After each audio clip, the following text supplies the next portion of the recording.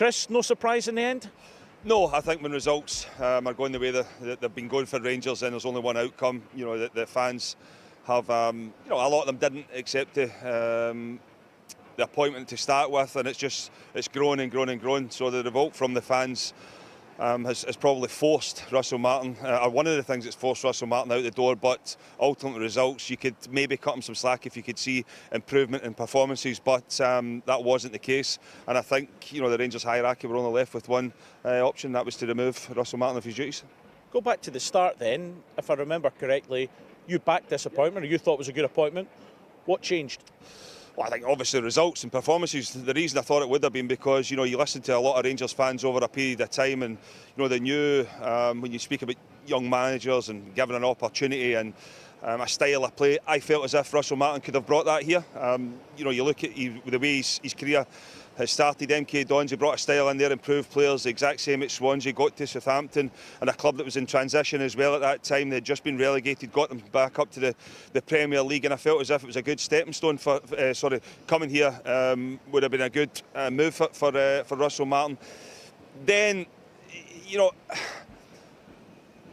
I think we've seen players, you know, big name players, we've seen managers come here with a reputation in the past and get caught up in the whole Glasgow. It's a very difficult environment to manage in, it's a very difficult environment to coach in. If you're not getting results, then there's only going to be one outcome, because the other side of the city reminds you that on a constant basis. So, you know, I think that it's not what Rangers wanted, because this is now, I think, the 5th season in a row that Rangers have had to change, a manager's not started and finished the same season, so it's especially new owners coming in, but ultimately results dictate what's going to happen at a football club, and they've not been good enough for Russell Martin. Do you think in any way he lost the dressing room? Remember that interview with me after the Motherwell game where he called out players, whether that was right or wrong? Do you think it didn't help in the long run, even if he was in the right? I'll be honest with you, I didn't mind it at the time, because I thought, you know, the performance wasn't great. You know, there was a few times where you felt as if managers, especially here, will sugarcoat it. I thought, you know, yeah, fair play, go and have a go.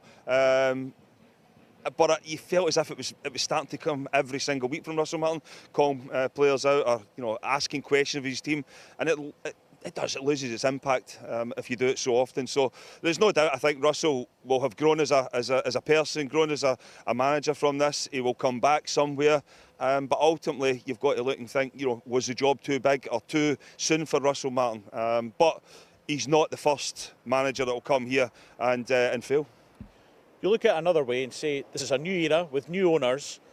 They want to put a structure in place, and you have to give it time.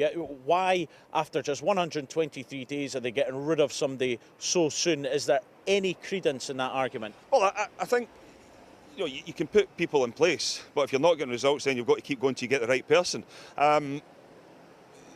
I was behind the whole structure. I felt as if, you know, Rangers for a number of years, in terms of getting your CEO, your sporting director of football, but you've got to get the right people in there as well.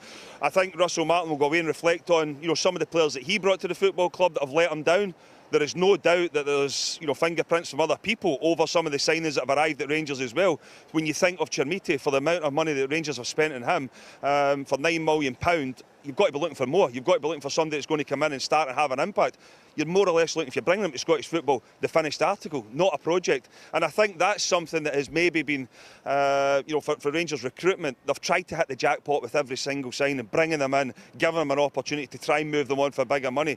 You need to have a core at this football club that allows you to build from within, and that has been lost. You know, so I think for whoever comes in next, for me, has to look at Scottish-based players. I know that we spoke about British over a period of time. I think Russell Martin has brought in, or the club has brought in British-based players, but I think it's from when you go back to the Championship or League One, it's been from, you know, clubs that have struggled. They've struggled to make an impact here in Scotland, and you can't keep making the same mistake.